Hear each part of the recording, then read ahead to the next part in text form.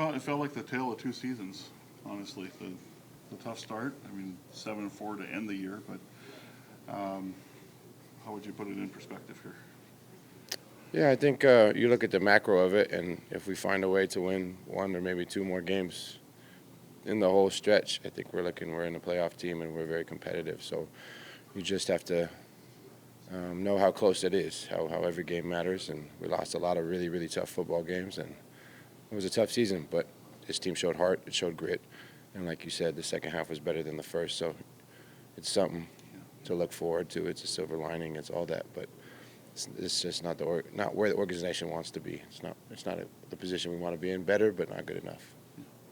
How, when you look back, because you guys won a couple close games at the end, but there were a lot of close losses.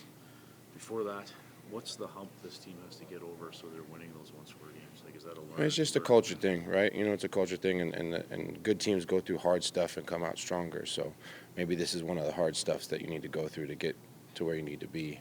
But teams like Winnipeg have a culture, have an expectation of winning, and it's about doing all the things right throughout the week and building a culture of process-oriented work where we're not chasing results, we're not chasing our tails. We're doing everything right on and off the field throughout the week, and then that manifests on game day in a winning culture. And so I think this team's on the right path, but we're 1 and 2 short this year to be where we want to be. You went through some challenges this season as well. How do you think you kind of dealt with everything that kind of came your way this season? Yeah, on and off the field, it was one of the hardest years of my life. So I'm very appreciative of football to test me, to push me past my limit, and the CFL has a way of doing that. So, I came out stronger. What doesn't kill you makes you stronger, and I'm appreciative for this year and this group and this team. Yeah. Not a big Dodgers fan? No, not a Dodgers fan. No, not a Yankees fan either, though. Not a Yankees fan either. So it's good games, though. You came here to be this team starting quarterback, also to mentor Trey Ford, and we saw you start most of the games. We saw Trey come in at times. As a quarterback, how do you handle that? Because it seemed like there was a point in the season where that carousel was spinning a little bit. Maybe, I don't know. Well, I think more than doing that, I came here to build this organization back to its winning ways. Right. So aside from whoever played football, we didn't get enough wins to make that happen. So the goal, the league's a better league when Edmonton's a good football team. And we didn't quite get there.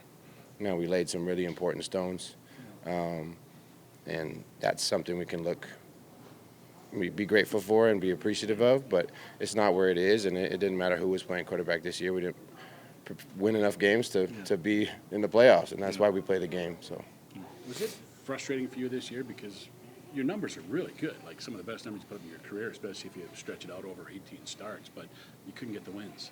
But you're, like I said, playing well and putting up good numbers. How frustrating was that for you? Yeah, it was. I mean, the first, we alluded to it earlier in terms of the first half of this season. I think we found a new way to lose a football game every week. So that was a really tough stretch. It was tough personally. It was tough collectively. But like I said, what doesn't kill you makes you stronger. So I'm going to come out of this season with focus, with understanding what I did well, what I didn't do well, and hoping for better days ahead. What are your thoughts about McLeod Bethel-Thompson in 2025? You're a pending free agent.